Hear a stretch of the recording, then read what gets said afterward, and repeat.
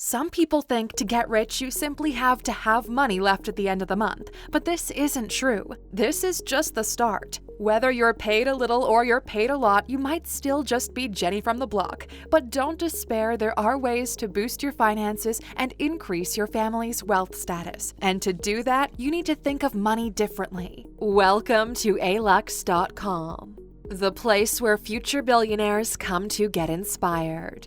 If you're not subscribed yet, you're missing out. Let's take a look at 15 money skills everyone should know. Number 1. Nobody got rich from saving money. Unless you're saving in the millions, moving up in wealth won't just happen from having money saved. It's what you do with it that determines if you turn it into wealth. Saved money, in other words, cash or liquidity, is good for 2 reasons.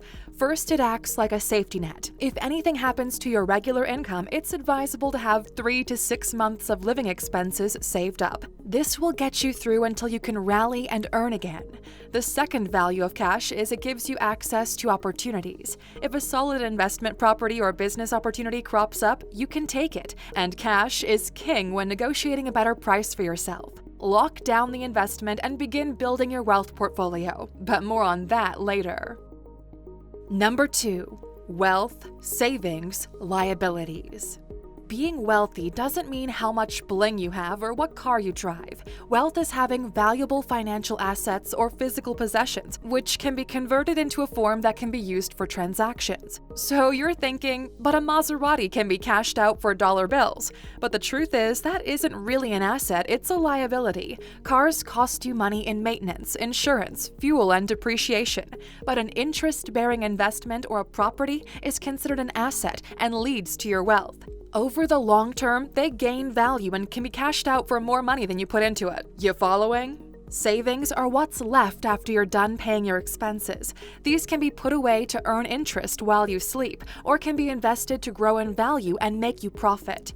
Liabilities are things that you owe on or cost you money. We mentioned the Maserati, but it can also be debt, student loans, your phone contract, a home loan, or a credit card. Even your lease agreement is a liability because, in essence, it's money you're signed up to pay. To figure out your wealth, you minus your liabilities from your savings plus assets, and you can see how long you can afford to live without earning. The longer you can live, the wealthier you are. Number 3. Make tax work for you. Small earners fear taxes and tend to pay more than they should just because they're scared the tax man will come knocking. Whereas the rich love taxes. Not paying taxes, we mean using them to their advantage. To master money, you need to use taxes to your advantage. Find out more how taxes work in your region and how you can use tax incentives to protect your wealth. There are usually tax advantages for investing or putting away for retirement, whereas you might pay more tax if you just save your money in your current account. Or keeping your property in a trust or a company might be more tax effective than owning it in your personal capacity. The tax you save, you can invest and then save for even further tax. Be sure to use tax like the rich do to keep more of your money, not part with it. Number 4. Learn how to use other people's money. Another common mistake of the poor and middle class is only using their own money. There's a general fear to access loans and go into debt. For sure, it's a dumb idea to go into debt for a new watch or shoes or even a holiday. But to access loans at a manageable interest rate might mean that you can increase your earnings. For example, perhaps you run a service which requires machinery or have a property business. To upgrade your property or buy better machinery on a loan might end up meaning you can charge more for your rental or provide the service faster and be able to double your clients. Each time you weigh up a loan or a debt, you have to be certain that the inflation isn't going to be uncontrollable and that you have enough business to cover the debt regardless of whether your business prediction takes place. However, if you do the sums and can charge more for an upgraded property or double your sales with a faster service, then the loan repayment is affordable and you have a sustainable business, which leads us to the next point. Number 5. You need to earn more, not spend less. Not having enough money is seldom solved by cutting back. In the end, we get frustrated and end up with old spending habits once again. While it's never wise to spend above your means, the best way to have more money is to bring in more money. Perhaps this is through a raise, or a job move, or maybe a side hustle. Maybe your business has grown stagnant and needs a productivity boost. When your mind is open to the idea that the world is abundant and you just need to tap into bringing more money in, you'll start to open your mind to what you can do to bring in that extra income. Number 6. What are the basis points? We're sure you've heard this phrase being thrown around the financial report section of a news bulletin. Well, we're here to let you in on what all these technical financial terms mean so you can start decoding finance. Basis points are actually a real simple concept. If you take 1% and divide it by 100, then each of those 100ths of a 1% are a basis point. So in other words, 0.01 of a percent. So why do we need them? When talking about finance, we have to be specific, right down to the T. It's most commonly used when talking about interest rates. So they are used to ensure that even small changes are listed, because a quarter of a percentage point can mean millions when you're talking about billions. So next time you hear 50 basis points increase or decrease, then you know the interest rate has gone up or down 0.5%. Number 7. Know your dollar needs. Now that you've decided that you want to bring in more money to get more out, it's time to work out how much money you actually need. This will make it easier to ensure that when you start getting more money, you use it wisely to grow your wealth and not just spend it more. Most banking apps nowadays give you the option of labeling your expenses, and this spits out a great pie chart at the end of each month to see where you spend your money. This way, you can compare a real dollar and cents value per category, because our estimates of how much we spend on items like entertainment and groceries are generally way off. Once you know these details, you'll also be more empowered to know how much you have left to build your wealth. Number 8. Have a retirement plan. The sooner you have a retirement fund, the sooner you can retire. It's as simple as that. Most countries have some form of labor force retirement benefit. In the US, this is called a 401k. This might be sufficient for you, but if not, explore private retirement fund options. There are a lot of tax benefits for putting your money into a retirement fund, because most governments reward you for looking after your retirement needs and not becoming a burden on the state. It's never a loss to invest in your retirement, because at the end of the day, it's money you'll cash out. Long-term investments like this rely on compound interest, so the younger you start, the less you'll actually have to pay, as the interest will start to do the real earning for you. Number 9. How to safeguard your money. You might have heard of the term diversify, and it all sounded very much like something people on Wall Street would do. But that's not true. For centuries, people wanting to secure or grow their wealth have diversified. Buying gold, art, and property are firm favorites. Collector's items and valuable family heirlooms have also been a great way people have stashed their cash for a rainy day. The only real threat here is theft or damage if not stored properly, and if insured, this isn't a great risk. The real risk to your wealth is having all of it in one place, and if the economy tanks or your country is hit with inflation, or there's an economic crisis, you could be paddling up shit creek. Having all your eggs in one basket, kept by the same few financial institutions in your home country, could spell out major financial loss. Enter cryptocurrency, which is a tool used to safeguard money as it diversifies your investment portfolio between savings, investment, property, and business.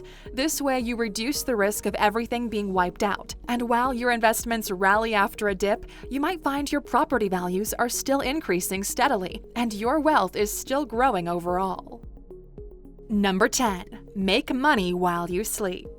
To understand money, you need to look beyond how many hours in a day you have to earn money. Money can make you money while you sleep. That is, if you put it in the right place. Even the smallest amount of spare change, you should be putting in an interest-bearing account. This way, while you decide your next money move, the money is at least working for you in the same way investments are your money put to work. Or perhaps you can use a small amount of money to build up an arbitrage business that will also require a mostly hands-off approach. One of the greats in teaching how to make your money work for you while you sleep is Tim Ferriss, and his methodology of money making is in the 4-Hour Work Week. Check it out on Audible by using our free voucher at the link alux.com/freebook. Number 11. Use some sort of rule for your monthly income planning. Elizabeth Warren has made some bold moves in her life as a career politician, but she isn't your average politician. She descends the ivory tower of policy into the practical when it comes to money matters. She focused her time in Senate with consumer protection, economic opportunity, and the social safety net. The advice she gives to anyone wanting to get ahead financially is to spend your income by dividing it into 3. Spend 50% of your income on needs, use 30% on wants, and 20% on investing.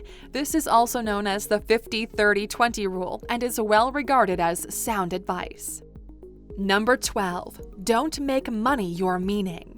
If your plan is to just squeeze every cent you can from a dollar, then you're missing the point. Gone are the days of driving up prices and driving down costs to make a quick buck.